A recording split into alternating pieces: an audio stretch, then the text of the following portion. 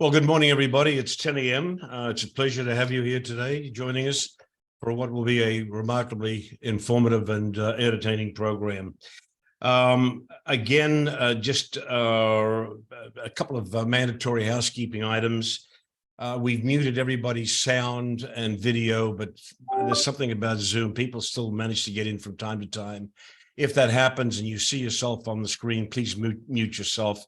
The only two people who should be on screen are myself and David, our guru for today. The Q&A button, the chat button at the bottom of your screen will be very, very valuable today. I know many of you are going to have specific questions. Pop them in through the chat button. I'll try to keep a second eye on those, and I'll hand them off to David as they come in wherever possible. And then thirdly, the program will be recorded, as we always do with Zoom programs. We record them for subsequent dissemination. You'll get a link through Eventbrite later on this afternoon with a link to YouTube. We post in the afternoon to YouTube, to our YouTube channel. So if you have to leave the program today, know that it'll be on YouTube tonight. So why today's program? Well, we're constantly bombarded with news and headlines about AI, how it will change society in a monumental fashion, or quite frankly, destroy it. We hear both sides. For marketers, though, it represents unimaginable opportunity. I believe that. So our new Guru series that we're kicking off today starts with an in-depth discussion of AI, which will explore the implications for generative AI in creating and scaling bespoke content for engaging the high net worth and the ultra high net worth consumers, as it applies across the luxury sector, certainly with financial services, nonprofit, and today very much real estate as well. And our guru, David Friedman, knows that we have a primary focus here of real estate.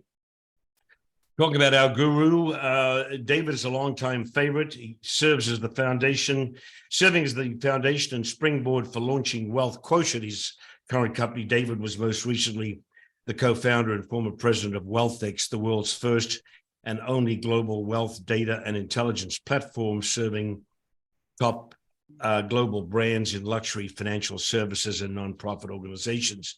He and his co-founder successfully sold a majority share of WealthX to an $8 billion private equity fund based out of New York City. David has emerged as one of the world's leading experts on the global ultra-affluent market. And prior to co-founding WealthX, he spent several years as managing director of CB Richard Ellis, advising global Fortune 500 companies on their location strategies, as well as several well-known sovereign wealth funds in the Middle East, Asia, and Latin America, advising them on real estate development projects related to economic growth strategies. David, welcome. Pleasure to have you with us today, as always. Yeah, thanks, Alf. I was going to say, gosh, I've been doing our tag team for a long time. But yeah, I'm always a pleasure. Thanks for having me. It's always helpful for me, these kind of things, because it forces me to get my own thinking clear, in these areas as well. So I'm glad to be here. You and I have been at this for a long time now. We've done a lot of these. Anyway, as they say, down to business. Let's start with AI. It is so confusing. Even if you follow the headlines, even if you follow the tech blogs, it's just a confusing mishmash. Take us back to the basic foundation. What is AI? Okay. What's the overview? How does it work? Who are the major players? Let's start there. Yeah. Listen, everyone, I think, is probably always use the example of going back to,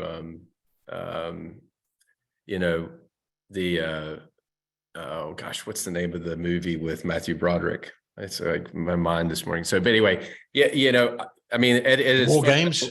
Yeah, War Games. There you go. At War Games, right? So you got, Whopper, right? It learns in that famous scene. It learns you can't win at tic-tac-toe, so it ends playing chess.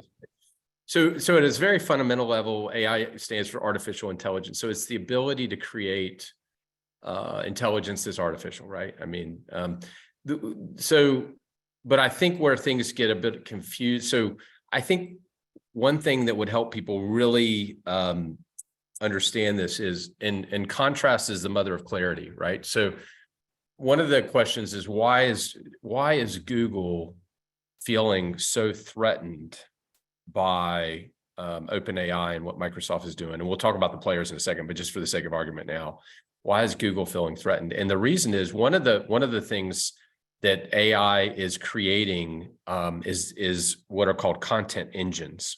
And so there's a striking contrast between what's called a search engine, which is obviously like Google and Yahoo, and what are content engines. A content engine is, and this is kind of getting into, I'm giving you a broader context when I explain what generative AI is. Generative AI is when you have a AI application that generates content based on inputs, right? So this is ChatGPT is a generative application that was launched by OpenAI, which is the company, right? So it's an application. The reason that ChatGPT is so significant is because, at least my argument has been, AI has been around for a long time.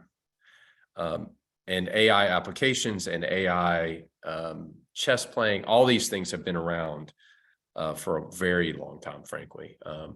So the question is, why is it all of a sudden we're feeling kind of this intensity and around it? And the answer, I think, is because for the first time, ChatGPT, which again is a generative application, has been put in the hands of everyone. So all of a sudden, what was a conversation that people talked about, and very few people actually were touching, now you have an entire society and culture that's actually can put their hands on and see. It's kind of like doubting Thomas, right? Unless you see the nail prints.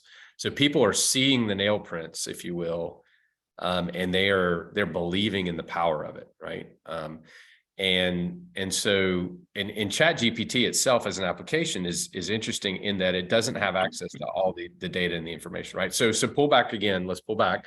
So you have what are search engines. So Google is a search engine, but the AI and generative AI engines like ChatGPT are going to create what are called content engines. So the difference is, let me give you a specific example. Let's say that you go into Google and you type in something that doesn't exist.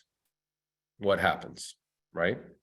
What happens, like maybe you type in, you're searching for a Wikipedia page on a specific person, for example. If that page doesn't exist, then Google doesn't find it because it's not there. What AI is going to create at a much broader level, and generative AI in particular, is when you type that person's name, it will create a Wikipedia page on the fly on them, and then search that page for what you're looking for. And so that is an example of a content engine. That's revolutionary. That's not how we think today about search, for example, right? Are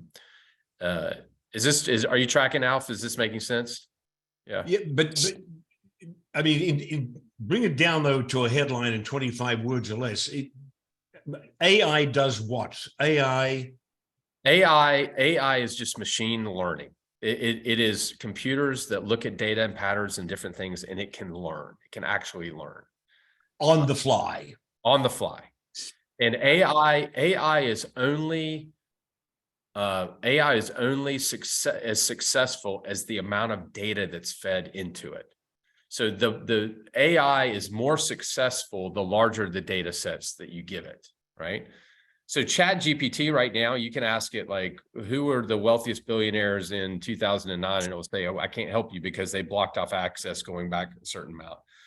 Or it might be new data. But so one of the things that there's a few convergences actually that have happened that are making AI, at least at a consumer level, like what we're talking about, interesting. And one is that to really be powerful, AI needs to be able to ingest an enormous amount of data across the web, for example, in talking about like ChatGPT, for example, right? So it's machine learning. It learns. That's why it's called artificial intelligence. It can actually learn things, and it can watch and see how you do something, and it can learn. It can actually. Let me ask you an example. Let's use classic browser, let's use Google, and then let's use AI, whether it's whoever the platform is, whether it's ChatGPT or Bing or whatever. Yeah. I asked Google a question, who is Alf New Sephora? Yeah. What does Google do?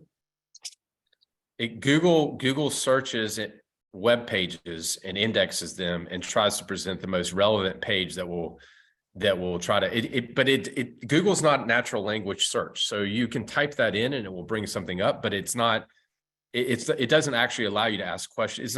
It's not engineered to ask questions like that. It will take those words and create it, right?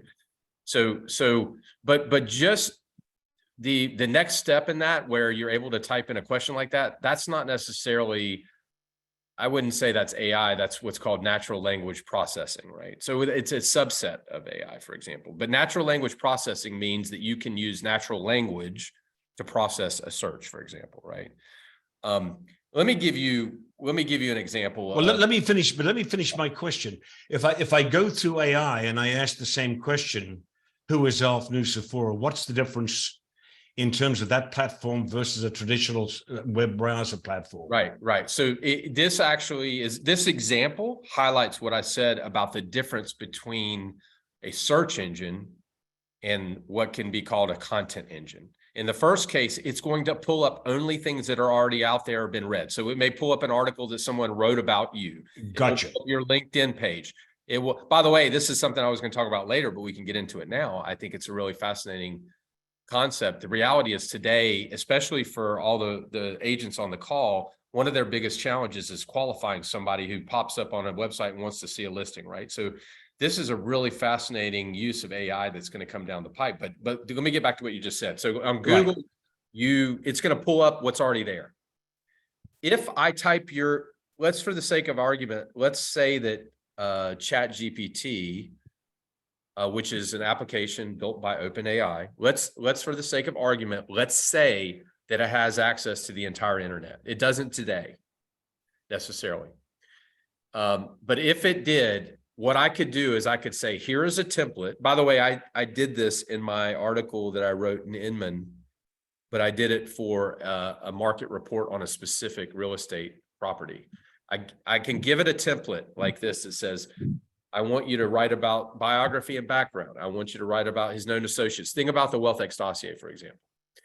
I want you on this person, Alf, and then I need to be able to, so iterative AI, the way that what's called iterative AI is it will come back and ask me a question. It'll say, do you mean Alf that's in South Dakota who runs the luxury retail Lacoste store? No, I'm talking about Alf who lives in San Francisco. Like one of the first big things it has to figure out, for example, when you're talking about a person like this, is it has to do identity triangulation, right? Assume it does that. Assume that's being done. Assume it does that. Assume it has access. Then it will go out and generate new content. So that profile on you does not exist today, but it has the power to create that. And obviously, Alf, this is really fascinating from my background because, my team at WealthX, we manually were writing these dossiers. Right.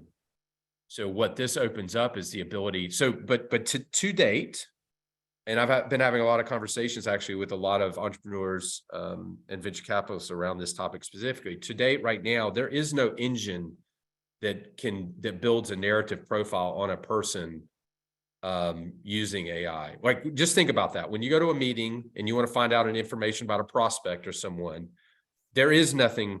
What do you do today?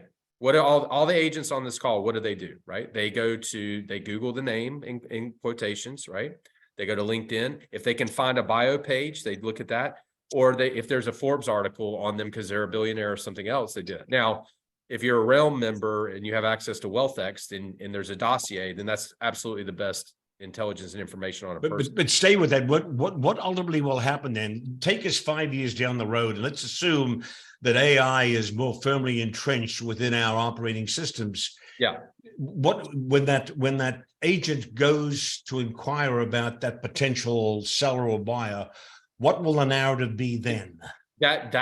So So let me pull back though, because you're jumping into a specific application now. The applications become endless. So let me give you one example. As you know, Microsoft invested 10 billion into OpenAI. OpenAI, again, was one of the co-founders is Elon Musk. OpenAI is now in bed and partnered with Microsoft. So Microsoft has already embedded Chat GPT, which is an application, right, into Microsoft Word. Who cares? Why does that matter? Well, let me tell you, let me give you a specific example about, and I did this, I wrote about this in Financial Advisor magazine, and I did it from the financial advisor perspective, but it applies to everyone on the call as well, which is I gave Chat GPT, but again, think about doing this in a Word document where you're there. yeah, I said to Chat GPT, again, which is the application, I said, this is a client of mine. Here are people that are connected to them. Here's the board they're on. Can you write a referral request to make an introduction? And it wrote a brilliant, I'd say better than 90% of clients that we coach in this process and methodology, a referral request. Now, why is that important? It's important for two reasons. One, because everyone on this call, we all know that referrals is the number one way that you grow. How do you scale that in a proactive way? That's always been a challenge. AI is solving the scalability of making the second part of it in terms of a referral request is you got to be specific. Right? If you're not specific, if it's open-ended, then you're blowing it. But AI, just that alone, in terms of scaling, like if you're an agent, after you're closing, writing a customer survey that's sent to your client that says, how was it doing, maybe, and asking, would you make a referral if I asked you? And then 3 months later, going back and saying, listen, you're on this board, would you mind making an introduction? Scaling and doing that, AI can do that. And it is doing that. Right. And I did that using ChatGPT, right? David, stop there. I want to just a few more minutes on the background, then I want to get into what you're doing on your side with WealthQuotient. What are the major applications for AI right now? I understand we're in the infancy. We're gestational right now. We're not even out of the womb. Yeah. But at this point, where is it showing the most promise, and where is it showing the most application? Yeah, I mean, this is where, I've said it, I've written in some articles that I've seen revolutionary things. I was in Silicon Valley in the late 90s, right? So, but this is going to change everything. It's going to upend the entire landscape of everything. But what about today? My point is, Alf, everywhere. There is no one, it's upending everything. Like anywhere where content is being generated or needs to be generated is being completely is going to be disintermediated. Let me rephrase the question. Anecdotally, where are you hearing that it's getting its first application successfully? Yeah. So music. So I would say in music, content, writing, all those. So, and you can say writing across anything, writing music across, like anywhere where there's content. So let me give you, there's 1,000 examples, but I'll give you one. If you guys like Wes Anderson, who I'm a big fan, right? He's right. So the movie director, yes. If you Google on YouTube and you say Wes Anderson Star Wars, you will see a trailer done in Wes Anderson style using specific actors that was generated by a generative AI program. And it looks unbelievable. And it's unbelievable. All right. Well done, right? Let me be more basic. Yeah. Where have you used AI yourself in business practice yourself? Yeah, so practically speaking, around referrals, like writing referrals. I think it's an easy way to scale asking for referrals. So take me through that process. What do you say? What do you do? So you have a client, right? This is part of our coaching for WealthQuotient, though. So you need that context to be able to frame and what you ask, but it's saying to someone, thanks for being a great client, whatever it may be, whatever the context is, right? I see you're connected to these folks on the board. Would you mind making an introduction? But scaling that, like doing that across multiple clients, right? I'll tell you the other place that I use it probably on a daily basis more is around news alerts and creating an email template based on the fact that somebody published something or did something. I review it so it pops up and it automatically populates an email, and then I press send. So it generates the email based on the context of the content. So maybe someone joined the new board, they became a CEO, and that allows me to stay in touch with people and be in contact with people. Does that make sense, Alf? So yeah. What's the error factor? What's the error ratio there? the what? What's the error factor? The error ratio. They get the date wrong. They spell the name wrong. They make the wrong. This one's keeping it really simple, right? You're just, no, the name's right. No, it's not getting anything on that, right? So, but if you're looking for getting things wrong, I mean, the AI is, it's whatever you input is what your output. It's only as good as the input, right? So, and the more input and the more data it gets, the more it can learn. All right, let's go to marketing, because I mean the potential here is exponentially. It's exponential. It's exponential. Yeah. Let's start with your platform at WealthQuotient. Where are you putting a toe in the water with AI from a marketing perspective? Yeah, can I pull back first and talk about where I see the real opportunity in marketing, and that no one's really doing yet, but people are starting to dip their toe in. It's less about my platform. My platform is more on the, I'll get to let me start there. So the biggest mistake that pretty much every global luxury brand makes on the marketing side is they all have a private client or VIP or VIC group, right?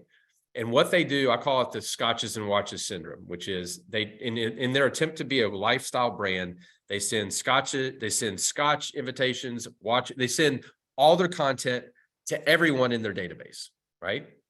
And that doesn't work well because some people don't like Scotch and other people don't like watches, right?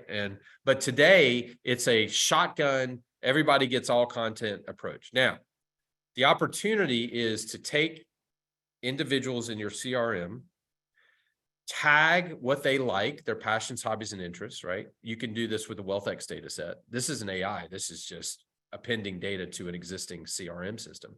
But once you do that, and once you have done what I would call affinity clustering, where you've said, these people like cars, these people like Scotch, these people, love sailing, whatever, or art, whatever it may be. Some people like art and cars, whatever it may be. Once you've done that work, using an application to generate content that is bespoke and custom for each individual person becomes possible. And example is we're a luxury brand. We're going to send a bi-weekly newsletter to everyone. The content in that newsletter is going to be generated bespoke and custom on what this person has told us they want to hear about. They want to hear about Scotch. They want to hear about sailing. They want to hear about mountain climbing. They want to hear about exclusive events. They don't want to hear about, watches. They don't want to hear about cars, right? And so that then you create custom, and then let me just jump right into this audience a little bit more, which is for the ultra high net worth individual, the area that's untapped and that no one has really done, and I've talked about it several times, there are folks who are getting ready to start doing it, which is presenting a portfolio view of a ultra high net worth individual's residential real estate. So that is, here's one house, right? I had just helped you with your house in Marin, but by the way, here's a link, go in, and I'm going to send you a market report, and the market report is not going to be the same market report I send everybody who lives in the Bay Area. I'm going to send you a market report that's customized based on the 5 houses you have in the US and the 2 you have in Europe, right? Because today every agent sends the market report they have to everybody, right? Pretty much, unless you do different. But the ability to say, here are 5 properties that you have in the US. You have a house in Miami, you have a rental in Napa, you have your place in Silicon Valley, you have your place in Sonoma as well, right? Well, here is a market report that looks at your entire portfolio. Here's an up-to-date market assessment of your portfolio that's custom for you, Mr. Client. Based on those homes I own. based on those homes, and the content around those homes will be, you can generate that content on the fly, real time, with using the type of applications we're talking about. So let's assume I have a home in the Hamptons, Yeah, with a specific address. yeah. AI will take that address, and I could include in that correspondence, if I'm thinking of selling, what the comps are in the surrounding blocks. So yes, but here's where I would say is another real opportunity. By the way, at the end of the day, 100% AI is not going to win. Human AI will always win, because AI needs something to learn from in the beginning. This is my opinion, by the way. Some people may disagree with me, but I know from an AI perspective, like when you look at the kind of data that we generated at WealthX, or if you look at the type of data we generate at WealthQuotient, which is the network mapping around individuals to show you potential future referrals, just starting off purely AI in the beginning by itself, it doesn't work. It has to learn, it has to build off of something else, right? But so this, I believe, will be one of the key areas for agents to differentiate themselves and avoid being disintermediated, for example, with AI. And that's around figuring out the valuation of a property, because an AI that you start with will just take every property that's around in every transaction. And every agent on this webinar knows some properties need to go in and others don't. This one is a weird one because it was bought during whatever it may be. That human intelligence piece, as part of the process, will be critical. Now the AI will learn from that, right? But that type of human intervention will always be important, because an AI, those are things in areas where the AI will be really challenging from a creativity standpoint to predict. All right, stop there. I want to give you an example, and let me set this up, because this is important. I've bought and sold a lot of homes. That's why I'm not 30 years of age. I've done a lot of transactions in my years and my decades. I have never once had a real estate agent who handled a transaction for me follow up a year later and say, "Hey, how's that new house doing?" Never. Exactly. Right? Never. Exactly. And by the way, they've all got CRM systems coming out the wazoo. Yep. Doesn't happen. And they get very angry with me when I say that, but that's the truth. Yep. Doesn't happen. Yeah. Given that scenario, let's set up, I'm a realtor. I've got a database. I've got a database of 1,500 names, 2,000 names. Yeah. Yeah. Of people I either know or I've done business with. Yeah.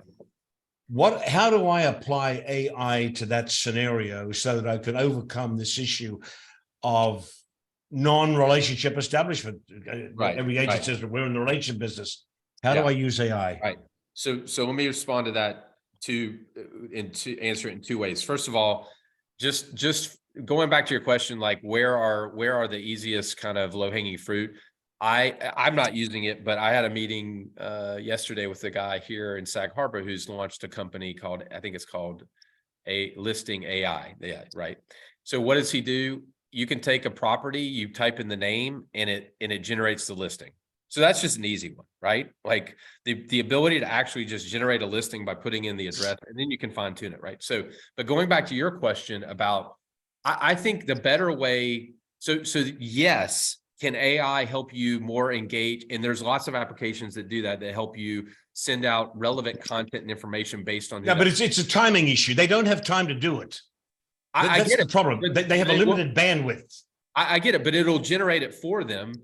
They can, I'm sure that I'm not speaking specifically, I'm speaking in general here, right? But I know that, for example, the young man I sat with, they're launching a market data template where it's real time on a property, and there'll be triggers when things happen in that market. So that becomes a way that it automatically, like someone else bought a house in your neighborhood for this much, like, and it automatically goes out, right? And so, but those things are around. It's the ability to generate content around it that goes around it that says, here is your, Alf, you have 3 or 4 houses. Here is your custom quarterly or monthly report. Here's things that have changed. Or it might be that when something changes around that portfolio, it automatically crafts an email and sends it out to you and says, by the way. All right, David, I'm trying to nail you down here because it's important to understand the logistics of this. I mean, we're all transactional on the call today. Yeah.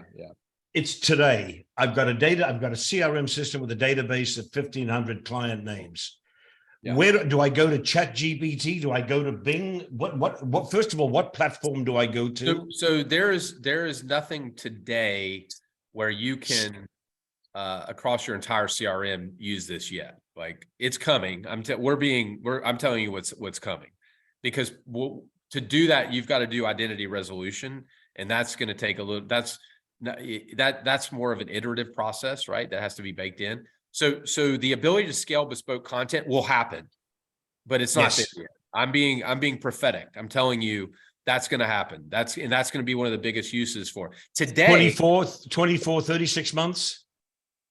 24. I'd say 12. I mean, it's going to be there. 12 months. I mean, we're working on things that aren't that exact, but they're similar. And so let's go back. So what can you do today, right?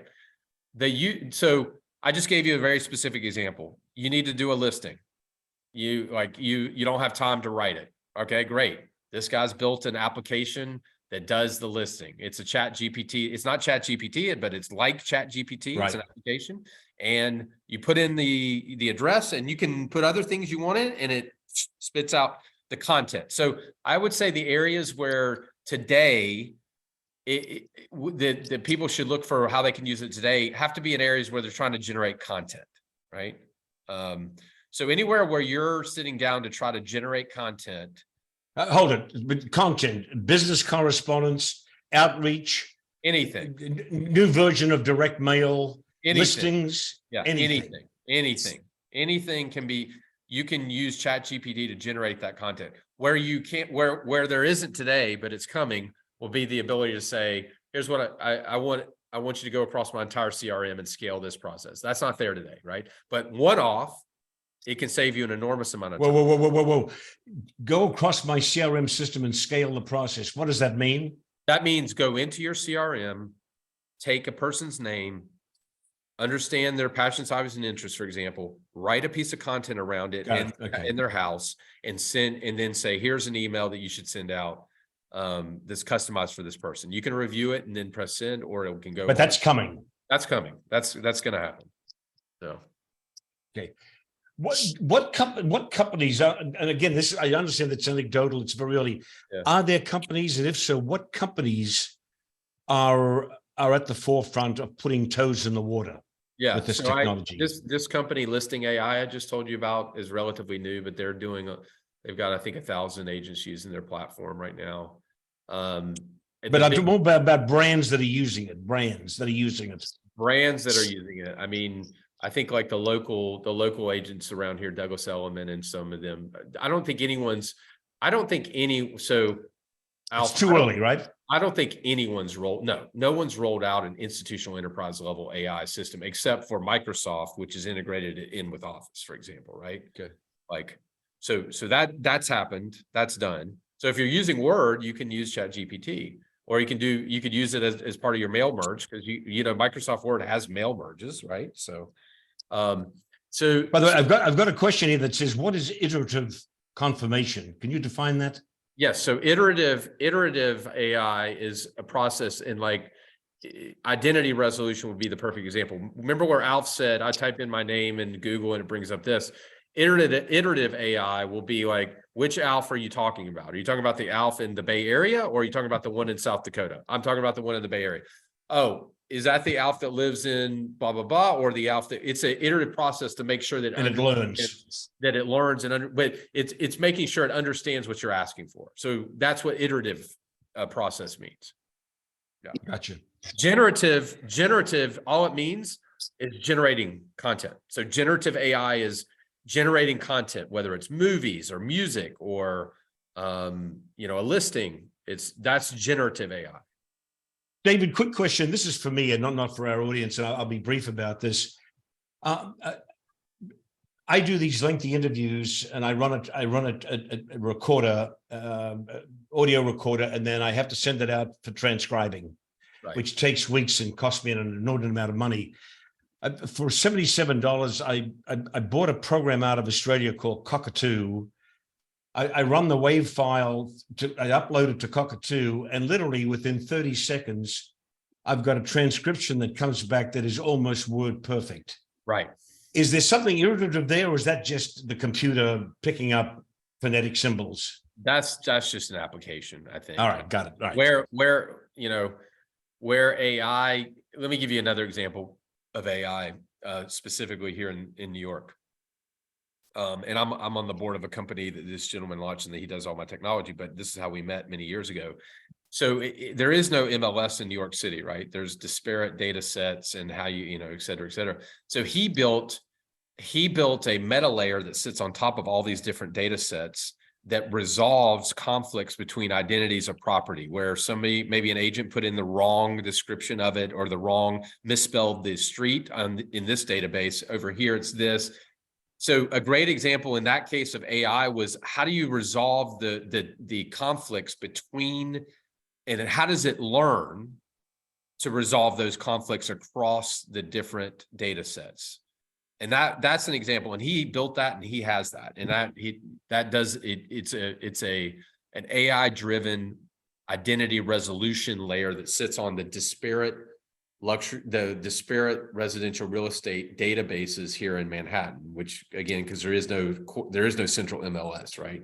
But that's one example of how machine learning, or AI, was used to resolve identity. Identity resolution is going to be a key issue in this area, Alf, because in order to do what I'm talking about, in order to connect what's happening on the web and internet and open source information, things that are going on out there, with what's in your CRM around an individual person, you have to make sure you have the right person. So the ability to resolve, I get that. So confirming someone's identity and then being able to append information is going to be a key issue. At WealthX, when we did screening of a database for a company, we often exported it, and it was still a very manual process. There was some software that was involved. I'm just telling you, that's a key thing moving forward, the ability to actually triangulate and resolve someone's identity. Right. We're short of time, and I want to get into what you're planning to do with WealthQuotient, because that's what interests me. I got a question here, though, and it's the same question I've got. The reader says, I'm unclear as to how real estate agents can apply, or even conceptually, on how to apply to our day-to-day business. Right. So can I use the listing AI? Because I thought that I thought it was pretty clear. The listing AI is a company that uses AI. It's a real company. Guy, he's a young guy. He launched it like last year. He saw the opportunity.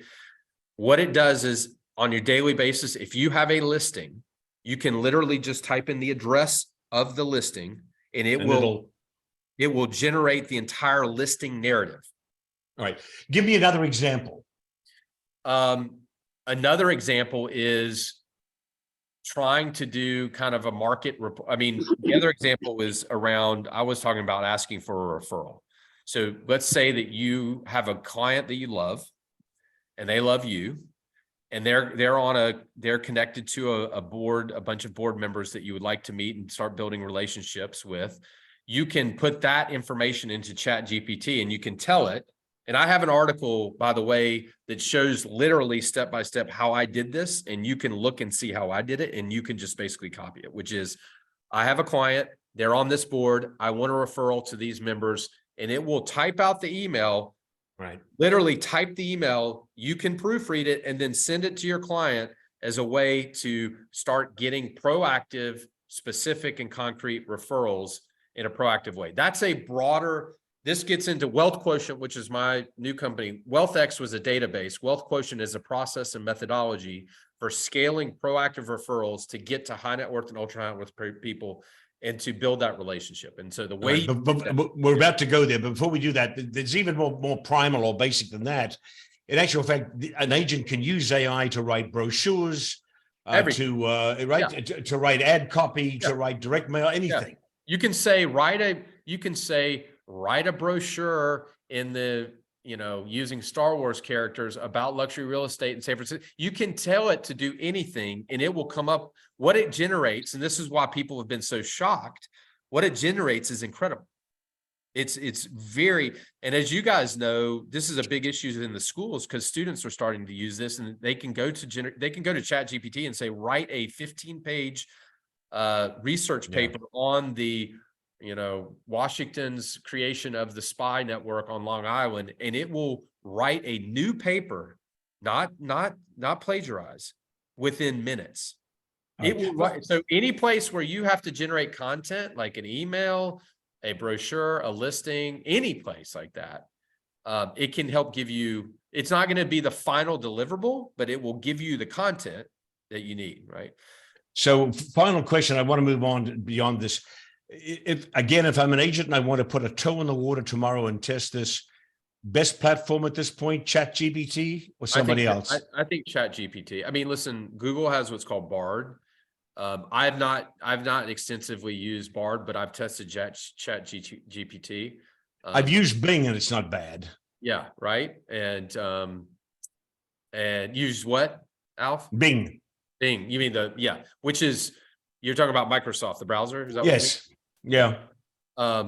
Yeah. So then so that would be that would be OpenAI, by the way, embedded in there, right? So, so I apologize real quick. I just realized my my charger, I need to plug it in. Sorry. All right.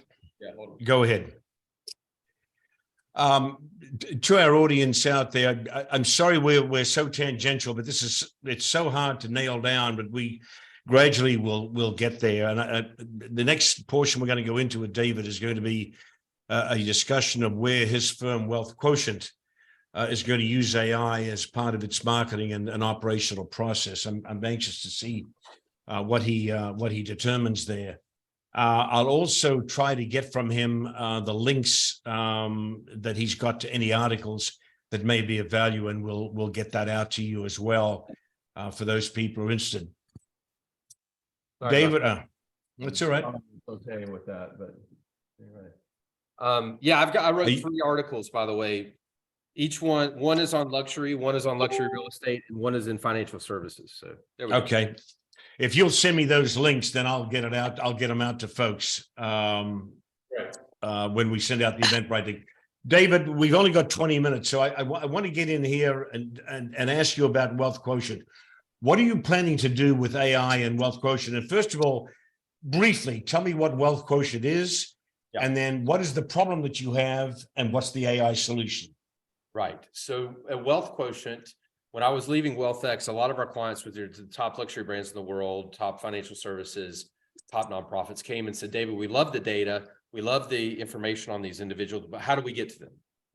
And the number one way, as you guys know, and it's the same for whether you're selling a Gulfstream jet, raising 50 million at a like Emory University, or at a private bank, the number one way to get a new client in the high net worth, ultra high net worth, and billionaire space is through a referral. And so we saw in the marketplace, there was no proactive, systematic way to scale referrals in a positive way. And so we built a methodology, 5-step methodology for scaling, measuring, and driving referrals in a proactive way. The core thing is do not ask for an open-ended referral. You need to ask for a specific referral. So the open-ended, hey, who do you know at the golf match, at the hanging out afterwards in the proverbial, do you know anybody that's looking for, and you fill in the blank of life insurance, wealth design, luxury real estate, planes, yachts, whatever it may be. The response is what we call the black hole of referrals, which is, let me think about it and get back to you. So we built WealthQuotient as a platform to empower sales professionals to be proactive. Now, one of the things we do, some people are really good about going and finding one of their clients and figuring out who they're connected to. And then we have tools that, like worksheets, for example, and coaching that show you how to ask and specifically what to ask. Now, with ChatGPT, you can actually we can say, input this and it will generate it for you, right? So where we're looking to add, there's 2 key areas we're looking to leverage AI from WealthQuotient's perspective. One is to embed it specifically within Salesforce. So in Salesforce, we have an app, and we actually, for our clients, we take one of their existing relationships that they're close to that would be a good referral source, and we show them the wealthy individuals around them. I call it the wealth graph, right? So this individual, let's just say it's Jack Dorsey. Actually, Alf, on one of our webinars a year or so ago, we looked at Jack Dorsey's wealth graph, right? So let's just say it was Jack Dorsey. Jack Dorsey's connected to 50 billionaires, 100 ultra high net worth individuals, and 300 high net worth, right? He's got this huge social graph. I would go through the wealth quotient methodologies. We would systematically go through and curate and pick prospects, pick people we want to engage. And then what it would do, and we have a Salesforce app. Within Salesforce, one of the apps we're developing would take the people you've checked that you want to meet and generate a referral request email that has those specific individuals and how it would be worded and how you would reach out to Jack Dorsey. So you would just press a button and they would generate it. You would review it and then press the button. So it would be, that's one way that we're looking to use ChatGPT type functions in scaling. And by the way, the language of that communication is colloquial, it's informal, it's what? How do you make sure that language of that communication is going to be receptive or received well by Jack Dorsey if he gets it? So that is part of our process. You have to, part of our process is you've got to determine your relationship and social capital with that client. And so we have a way. So for example, the way it works today is a very manual process. We have a worksheet that says, is your social capital with them formal, semi-formal, or relaxed? Okay. So in the app though, it will take the same. So think about it this way: the same PDF document that we have today, it will take that and it will get ingested into ChatGPT, because part of it says, who do you want to meet? Like you fill in the names of the people you want referrals.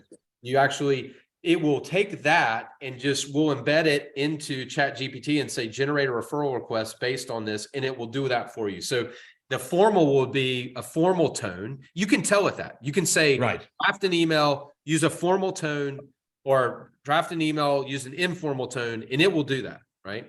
So, and by the way, though, here's the thing, it will learn. It will learn. It will create its own library. It will learn from that process. So that's one.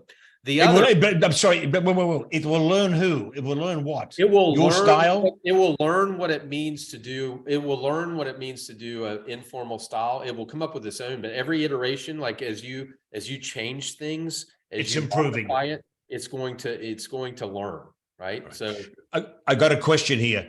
Yeah. Can you do that for a specific area of interest to find donors? Fundraising. If the question is, does this process apply and can you use it for donor fundraising? The answer is yes. Yes. Yeah. We work with University of Michigan. We work with major universities and nonprofits. It's the same process though. It's the same process. The contextualization is different, but the process is exactly the same. Again, whether it's private jet raising money for fundraising for a university or a nonprofit, or a sales professional at a private bank, or an agent, luxury agent like yourself. So the answer is yes, absolutely. David, the deliverable to Jack Dorsey, we use him as the example, is again, email, written correspondence, anything else? So let me pull back for a second there, Alf, because I'm jumping ahead to the point of, we want to be able to scale a process like that, right? It may be that Jack Dorsey, because he's your best client, you take him out to lunch and ask for that referral. Okay. So I'm talking about though, in cases where you want to scale this across a larger client base that you have about asking for referrals. I'm not saying that it's always going to be an email, right? I just want to make that clear.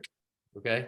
So, because in some cases, if you're a really close client, you might want to do that over lunch, right? But in terms of scaling a referral type program, for example, like a large brand that has lots of clients and they want to promote referrals and they want to provide incentives, for example, I'm switching a little bit to a different scenario, but the ability to scale this, and like you said, people are busy. Alf, here's the reality.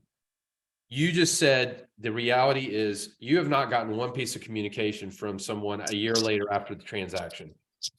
Just making sure, just using AI that generates an email, like as soon as the closing happens, like that generates that, like the things like that are super helpful. I think they will be. Those are small things. I call those big doors on small hinges, right? So, but yes, let's say that Jack Dorsey is the kind of person that responds to email. You're that close to them, or texting. Maybe it's even texting, right? And so then I can just tell you in my experience at WealthQuotient, because the reality is we coach some of the biggest multifamily offices, private banks, private jet companies. I go through this process with sales professionals. The place where they have the hardest time is actually generating that referral request. Even if they're not going to send it by email, just even crafting that in a way makes sense, right? So David, I wrote to myself here that major benefits of AI. I had number one, better online search, because I waste so much time on search right now. Certainly time utilization. To your point, I close the sale today, get that letter out immediately, get that email out immediately. Right. Better communications, because it's more personalized. Customized content. Thank you. Customized content, better. Productivity enhancement, obviously. Dollar savings, yes, because you're saving time. And again, a development of personal and business relationships, building brand loyalty. I've always been a big believer that more constant communication leads to brand loyalty, right? Right. Do all of those hold? Anything I'm missing out on? No, I think those are all true. I would say in the beginning, better search. I mean, yes, there's better search, but part of that's because a lot of, Google and some of the biggest search engines don't search the entire web, right? There's different layers.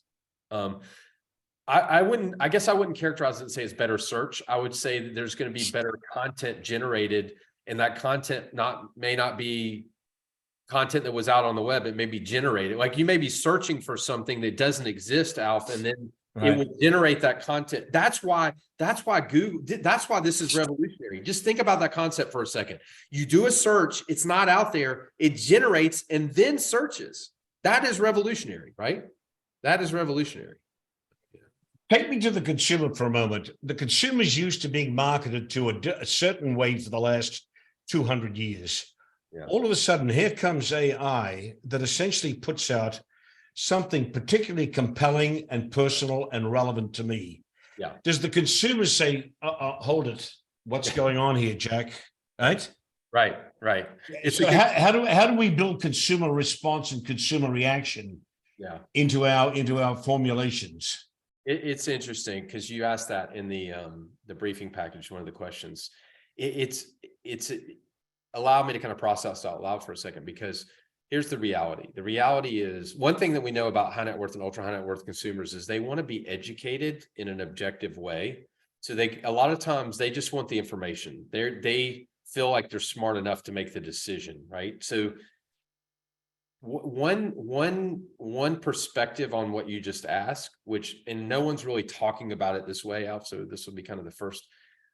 AI will empower, and this is going to sound negative, but it's not. AI will empower the abolition of trust.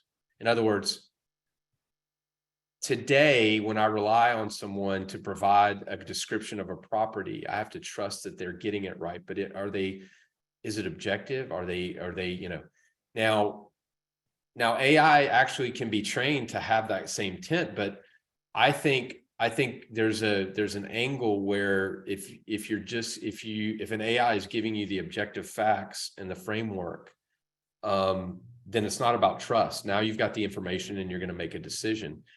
I guess the broader question is where is the role of trust in this process, and what will happen to trust with the growth of AI, right? And I don't know the answer. I'm just asking the question. So I want to get back to realtors for a moment, though. Right now, there's a traditional way of doing business. You get a referral on a listing, you contact the seller, you get a face-to-face meeting, you present 16 tons of paperwork with stats, right? That they don't want to hear and they don't read. You put on an open house and a broker's tour, right? Yeah, that's what Where does AI simplify that process? I mean, I think so. Here's what I think. I think that This doesn't exist. I'm painting to you the picture Right. of where I think We're projecting. Yes. we're projecting. I think the ability to go in and pitch a listing and say, based on the profile of this property, I've identified 100 people in my database of 10,000 that are highly prioritized based on data matching that I think are good fits that I've already reached out to. And, 50% of them have expressed interest. So, because today what happens is an agent sends a listing to everybody in their database, right? That's what happens today. There's not, typically that's what happens. There's no real curation process, and they can't because they don't have enough information on those individuals to typically do that. Even so I think the ability to create, so going back to what your first question about being customized and content coming, I think people want that. I want to hear about things that I care about, and I want a more curated experience. So let me interrupt you. So therefore, that missive that goes out to that potential seller, I could build an AI message that's actually encompasses their personality as well. If I've done an AI search on that potential seller or lister, right, listing person, I can also craft a missive to them that takes into account their personality as well. Yes. The promise would be that your CRM, you have enough information appended and have enough of a profile of people in your existing CRM that an AI could say, it's 2 stages. These are the top priority people we think will be interested in this because it's a ranch and they love horses or whatever it may be, right? So that's step 1. Step 2 is then creating custom content where it positions the ranch as a place that has this many horses. Whereas for someone else, it's really about a hunting preserve. They don't care. Right. They don't have horses. And so it's scaling. How can you scale bespoke positioning around a property in that way? And I'm saying AI, it's not doing that today. You could manually do that. You could say, here is the property. Write an email to someone who cares about horses, positioning this property. You could do that today. You can do that. And this person is a hunter, and write a sales pitch around this property, positioning it as a place where hunters will have a great community, whatever. You can tell it. It will generate that. You can do that today. Anybody on this call can do that today. Right. The future will be automating that and scaling that process. That's not there today. But the other part, doing it manually, that exists. You can do that.